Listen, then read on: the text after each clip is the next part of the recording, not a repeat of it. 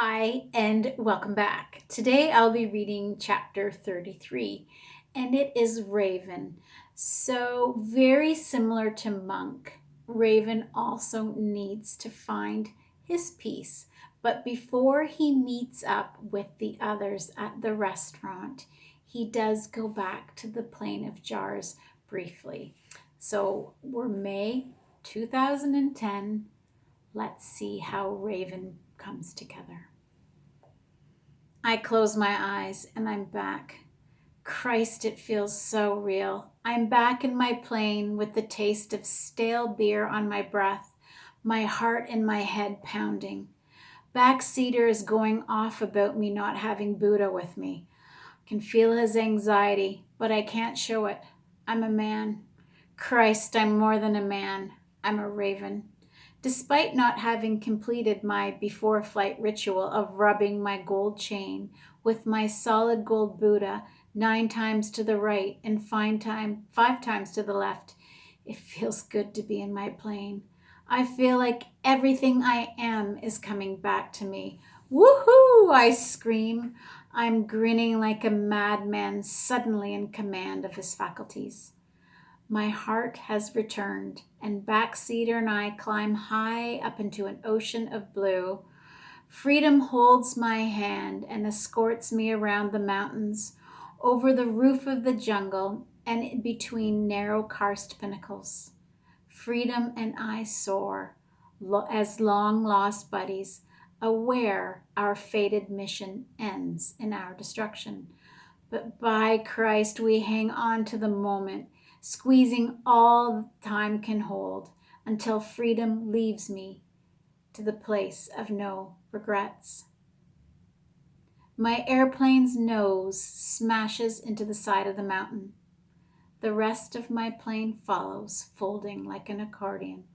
It's just as fast as I remembered, but thank Christ it doesn't hurt. What hurts is what I was to discover through my watching and wandering in the years that follow, because that's what we dead do. We watch from afar. Because I'm without my plane, I fly as the raven for which we fighter pilots are named. My feathers hold the color of night. My wings, once outstretched, soar gracefully, reclaiming what was mine. I keep the silent vow that I made to Backseater as our souls watch the flames lick the life from our fallen plane. I vowed from my domain in the sky I would watch over his family whose domain was the mountains. From my sky I see all. There are days when I have to stop flying because the arms of the earth are tired and she can't hold on to all the pain caused by the human hands. So the pain springs upwards, spearing me in the eye. Stop, God damn it, stop, I yell. You people are idiots. Many years later, I still hear the trajectory of that long whistle and the blasts that followed, injuring landscapes in a wake of scorching open sores. All around me, people are shitting their pants, and I shit my fear from the sky. It's so loud, and there's nowhere to hide. I watch allies form and incinerate into ash as priorities change. I see children disintegrate into piles of black dust. Bullets continue to rip through flesh, and refugees continue to flee homelands that oppress them. From my vantage point in the sky, I can conclude that what I witnessed so many years ago during the Vietnam War, and hell, even before that, continues to happen. It would appear that humans have not learned, and the patterns of history continue to repeat themselves in an endless cycle of suffering. Christ, people are idiots. In an attempt to ease the pain spearing into my eyes, I need to feel the ecstasy of flight.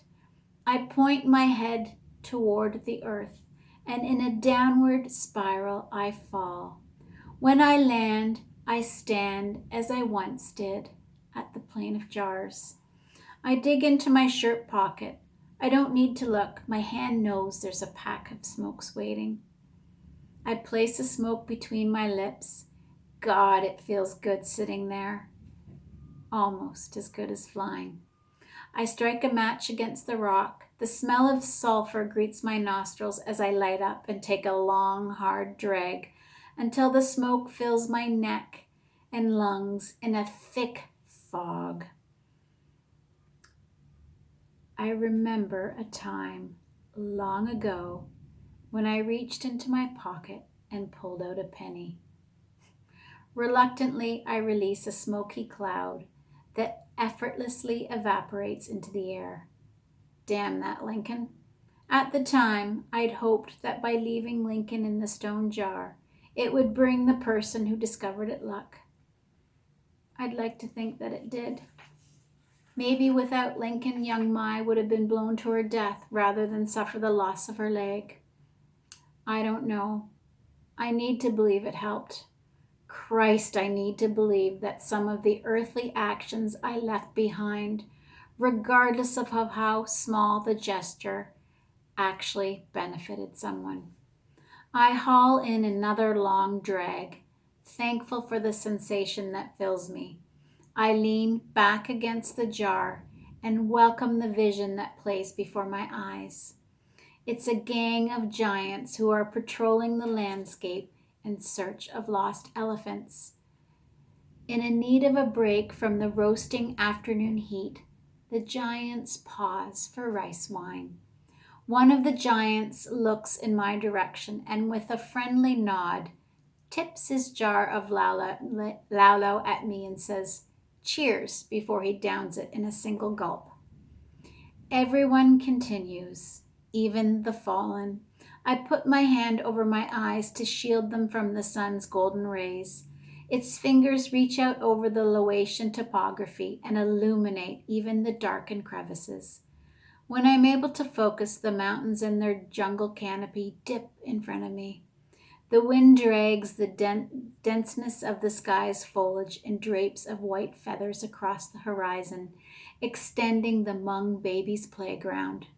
I watch as they jump from cloud to cloud, giggling as their heads softly brush the streams of white feathers dangling from above.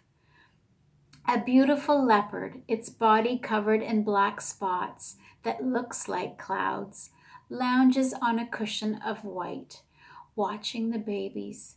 He smiles and offers his encouragement when some of the Hmong babies slide from the clouds into the arms of their parents waiting below.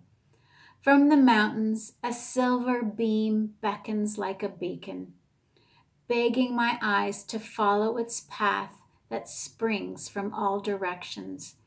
It leads the fallen Hmong back to the place of their birth.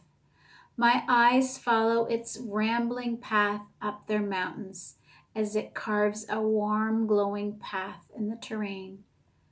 Backseater turns to nod at me and then begins to walk back up the mountain to where he belongs.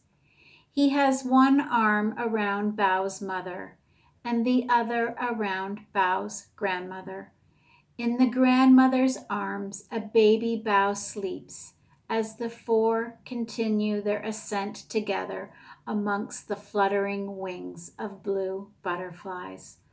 All around them, story cloths flap like flags, releasing their stories into the fresh Laotian mountain air. We are Hmong, and Hmong means free, the cloths whisper into the breeze. Christ, that's nice. When I return to Thailand, I see monk and soldier waiting for me over by a collection of small restaurants. Oh, excuse me, when he returns to Cambodia. All right, we've got one more narrator to find what happens.